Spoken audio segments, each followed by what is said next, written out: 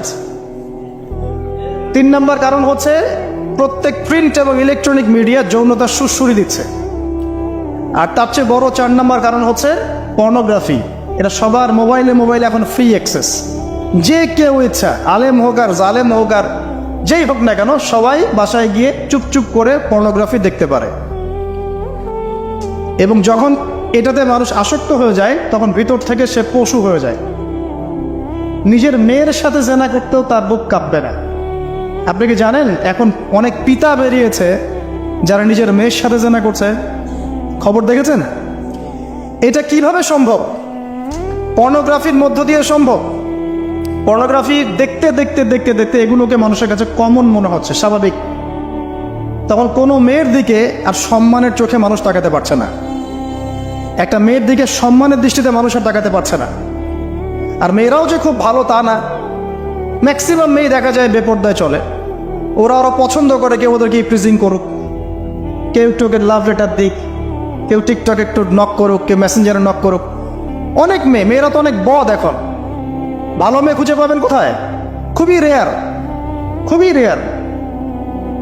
ভালো মেয়ে খুঁজে পাওয়া খুবই রেয়ার। যদি আপনি নিজে পবিত্র না থাকেন, আপনি পবিত্র মেয়ে খুঁজে পাবেন না। প্রিয় দিনী ভাই, আপনি যদি নিজে পবিত্র না থাকেন, আপনি পবিত্র মেয়ে খুঁজে পাবেন না। বড় বড় শহরগুলোতে গিয়ে দেখেন, শপিং মলগুলোতে গিয়ে দেখেন, শপিং মল, ইউনিভার্সিটিজ, মেগা সিটিজগুলোতে গিয়ে দেখেন, মেয়েদের গেট আপগুলো দেখেন। বলবে যে হুজুর আপনারা এগুলো দেখেন না, বাট আমাদের চোখের সামনে পড়ে যায়। আর চোখের সামনে যখন পড়ে যায় তখন তো আমরা চোখ বন্ধ করে হাঁটতে পারবো না। মনে করেন আমি কার ড্রাইভ করছি, আমি চোখ বন্ধ করে ড্রাইভ করবো? সামনে কেউ পড়ে গেলে বলবেন হুজুর আপনার দৃষ্টি খারাপ। কি ফাইজলামি শুরু করছে! ডানে বামে চারপাশে যখন মেয়েরা এভাবে নগ্ন হয়ে ঘুরবে, আমি কি চোখ বন্ধ করে আকাশের দিকে তাকায় গাড়ি চালাবো? না আকাশের দিকে তাকায় হাঁটবেন, নাকি মাটির তলে তাকায় হাঁটবেন? কি করব? তো এগুলো হচ্ছে এক শ্রেণীর বুদ্ধি প্রতিবন্ধী আছে, নাস্তিকতায় বিশ্বাসী, এদের খোরা যুক্তি এগুলো। তো সারা দেশে এরকম নগ্নতা ছড়িয়ে বেড়াবা আর বলবা যে তোমাদের মানসিক সমস্যা, হ্যাঁ তোমাদের মনের সমস্যা, রোগটা তোমাদের মনে। আশ্চর্য বিষয়। সুবহানাল্লাহ। তো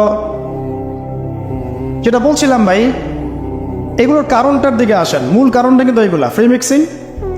আপনার মিডিয়াগুলোর মধ্য দিয়ে এইভাবে অবাধে দেদারসে যৌনতার প্রদর্শনী, বিভিন্ন মুভিজ অ্যান্ড ফিল্মস অ্যান্ড এই যে সিরিয়াল, এইগুলা এমন কিছু মিডিয়া যেগুলো আমাদেরকে যৌনতা শেখাচ্ছে, এবং পর্নোগ্রাফি, এগুলো সব কিছু যখন একত্রিত হয়েছে তখন দেখবেন সমাজের মধ্যে যৌনতা বেড়েছে, জেনা বেড়েছে, ধর্ষণ বাড়ছে, তারপরে পরকীয়া বাড়ছে, এবং এগুলো এখন নর্মাল হয়ে গেছে। মানে এগুলো নর্মাল, মানুষ সবাই মেনে নিছে যে এটা হয়, এমনই আসলে। ধর্ষণ দিলে 4-5টা হয়, হ্যাঁ রেপ এটা হতেই পারে। জেনা, ছেলে মেয়ে একটা আপোষের সম্মতিতে প্রেম করছে, জেনা করছে, তো সমস্যার কিছু নাই। এটা বাক স্বাধীনতা, এটা মানুষ মনে করে এখন। হ্যাঁ, দুজন যদি পরস্পর সম্মতিতে জেনা করে, এটাকে পাপ মনে করা হচ্ছে না এখন আর। আপনার কথা কি মাথার মধ্যে আছে?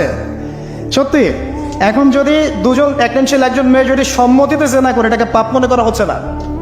জোর করে করলে তখন পাপ মনে করা হচ্ছে। এবং দেখা যায় অনেক পরিবার, আপনি জরিপ করে দেখেন, ম্যাক্সিমাম পরিবারে এখন পরকীয়া ঢুকে গেছে। স্বামীকে নিয়ে স্ত্রী সন্তুষ্ট না, স্ত্রীকে নিয়ে স্বামী সন্তুষ্ট না, চলছে। আবার যদি কেউ অনেস্টলি একাধিক বিয়ের দিকে যায়, তখন তাকে আবার সমাজের দিকে খারাপ চোখে দেখা হচ্ছে। দেখা যাবে একটা স্ত্রী আছে বাসায়, কিন্তু বাইরে 10টা মেয়ের সাথে টাঙ্কি মেরে বেড়ায়, কোনো সমস্যা নাই। 10টা মেয়ের সাথে জেনা করে বেড়ায়, কোনো সমস্যা নাই। কিন্তু একটা মেয়েকে যদি বিয়ে করে, তাকে ভরণ পোষণ, তার রেসপন্সিবিলিটি, তার গার্ডিয়ানশিপ, তাকে সম্পত্তির অধিকার, যৌন অধিকার সব কিছু দেওয়ার চেষ্টা করে, তখন সমাজের মানুষ বাঁকা চোখে তাকায় থাকে। এটা কোন যুগে আছেন? এটা আইয়ামে জাহিলিয়াত চলছে এখন। আমরা মক্কাকে আইয়ামে জাহিলিয়াত মনে করেন? মক্কার জাহিলিয়াতের চেয়ে 1000 গুণ বেশি জাহিলিয়াত এখনকার বিশ্বে আছে। কেউ চ্যালেঞ্জ করলে আমার সাথে ডিবেট করতে বলেন, আমি প্রমাণ করে দিব যে মক্কার জাহিলিয়াতের চাইতে 1000 গুণ বেশি জাহিলিয়াত এই যুগে আছে। তবে শর্ত হচ্ছে এই জাহিলিয়াত প্রমাণ করতে হবে শুধু কোরআন এবং হাদিসের চোখ দিয়ে, অন্য কোনো চোখ দিয়ে চলবে না। তো এই সব কিছুর উপরে আবার একটা বিষয় আছে, সেটা হলো সবসময় আইনের সুশাসন নিশ্চিত হচ্ছে না। সব ধর্ষকের বিচার হচ্ছে না, সব জেলাকারের বিচার হচ্ছে না, মাদক দ্রব্য সবার বিচার হচ্ছে না, বিচার হলে আইনের ফাঁকফোকর দিয়ে বেরিয়ে যাচ্ছে। আর সিস্টেম করা আছে, ওখানে একটু খাওয়াবেন, তার নিচে একটু খাওয়াবেন, তারপর এখানে একটু খাওয়াবেন, আস্তে আস্তে সব খুলে যাবে। আর এগুলো আমরা মেনে নর্মাল, এমনই সিস্টেম আমরা সবাই মেনেই নিয়েছি, এটাই হয়। এই যে মেনে নেওয়ার ট্রেন্ড, এটা করতে করতে করতে আমরা এখন চরম রকম জাহেলি একটা সমাজে বসবাস করছি। এই সময়ের কসম আল্লাহ পাক আপনাকে করছেন, ওয়াল আসরি, সময়ের কসম। মানে কোন সময় আপনি বসবাস করছেন নিজেই চোখ দিয়ে দেখেন। সময়কে চিনতে শিখুন, ইতিহাস পড়তে শিখুন। ইতিহাসের সময়ের যুগে যুগে যারা আল্লাহর আইনের বা আল্লাহর বিধানের বিরোধিতা করেছে ওদের কি পরিণত হয়েছে দেখুন, আর সময়কে মূল্যায়ন করুন। এভাবে আদ সামুদের কথা বললাম, কওমে লূতের কথা বললাম, এই যে কওমে শুআয়ব একই অবস্থা, মাপে কম দিত, আল্লাহ পাক ভূমিকম্প দিয়ে ধ্বংস করে দিয়েছে, মানুষকে ঠকাতো। শুআয়ব আলাইহিস সালামের কওম যেভাবে মানুষকে ঠকাতো, এখনকার IMF আর ওয়ার্ল্ড ব্যাংক মানুষকে এইভাবে ঠকায়। এটা আপনি বুঝবেন না যদি ইন্টারন্যাশনাল ইকোনমিক্স মনিটারি সিস্টেম সম্পর্কে পড়াশোনা না করে। সুদের জালে ফেলে দরিদ্র দেশগুলোকে একদম গলায় রশি ধরে টেনে ফেলে দিবে, হ্যাঁ, সুদের মধ্য দিয়ে। এবং পুরো ওয়ার্ল্ডটাকে এভাবে সাজিয়েছে, এর বাইরে কেউ বেরোতে পারবে না।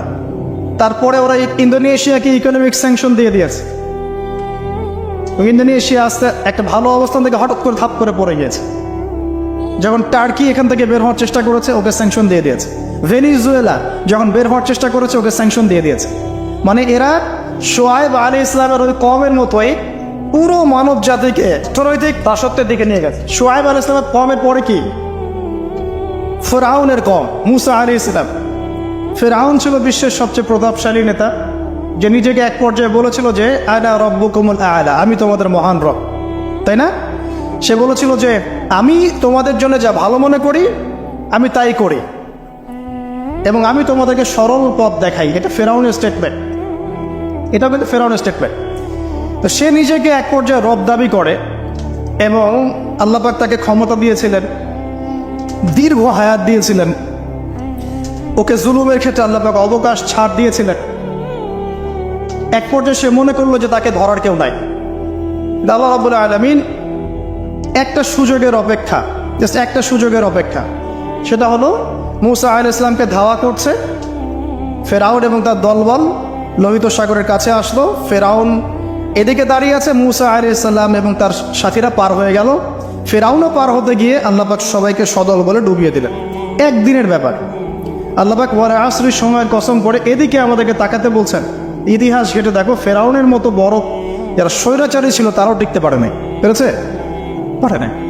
নমরুদের কথা আপনারা জানেন, বিশাল প্রতাপশালী, তাকে আল্লাহ পাক লম্বা হায়াত দিয়েছিলেন। ইব্রাহিম আলাইহিস সালামকে কত পরীক্ষায় না ফেললো, আগুনে পর্যন্ত ফেলেছে। ইব্রাহিম আলাইহিস সালাম বলেছেন হাসবি আল্লাহ ওয়া নি'মাল ওয়াকিল, হাসবি আল্লাহ ওয়া নি'মাল ওয়াকিল, নি'মাল মাওলা ওয়া নি'মান নাসির। আল্লাহ রাব্বুল আলামিন ইব্রাহিম আলাইহিস সালামকে বিজয় দিলেন ও নমরুদকে আল্লাহ পাক ধ্বংস করে দিলেন। কোথায় যাবেন?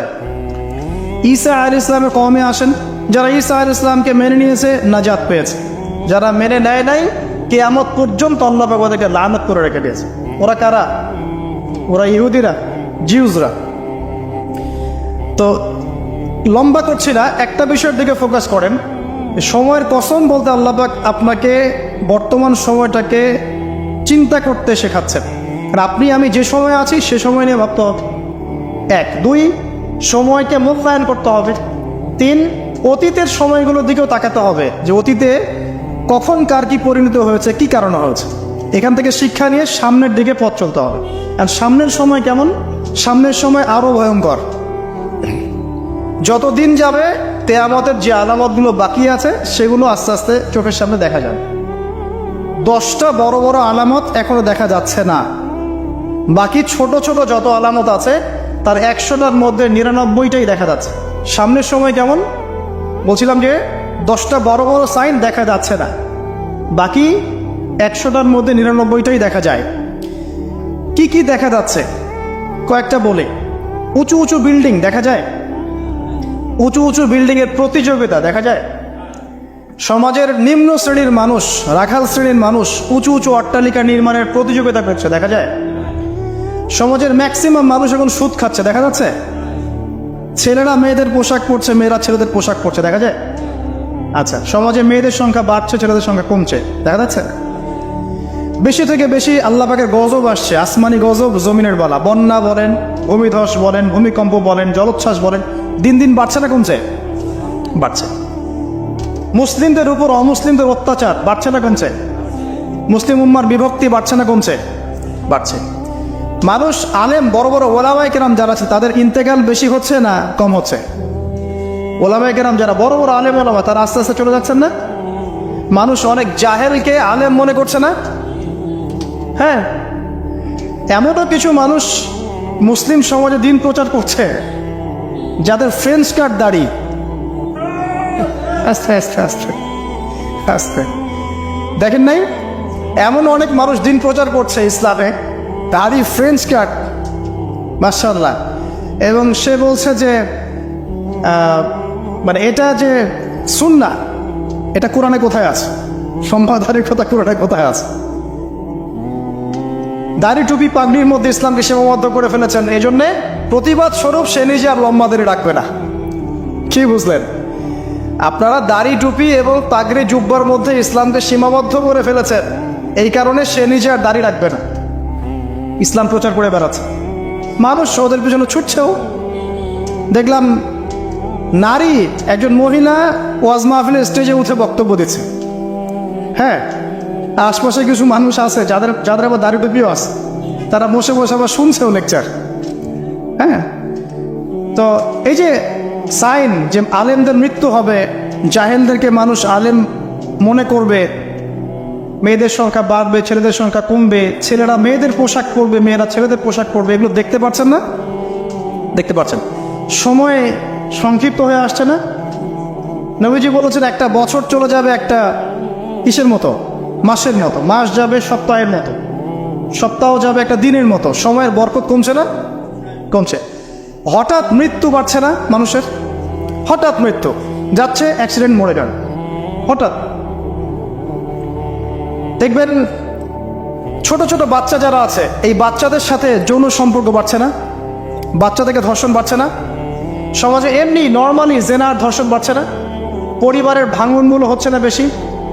ভাঙন বাড়ছে না? পরকীয়া বাড়ছে না? এই যে ভাইয়ে ভাইয়ে দ্বন্দ্ব, সম্পত্তির জন্য বাবার সাথে ছেলের দ্বন্দ্ব, মায়ের সাথে ছেলের দ্বন্দ্ব, প্রতিবেশী খোনাখুনি, এগুলো বাড়ছে না কমছে? সব কিয়ামতের সাইন। আমানতদারিতা উঠে যাচ্ছে না?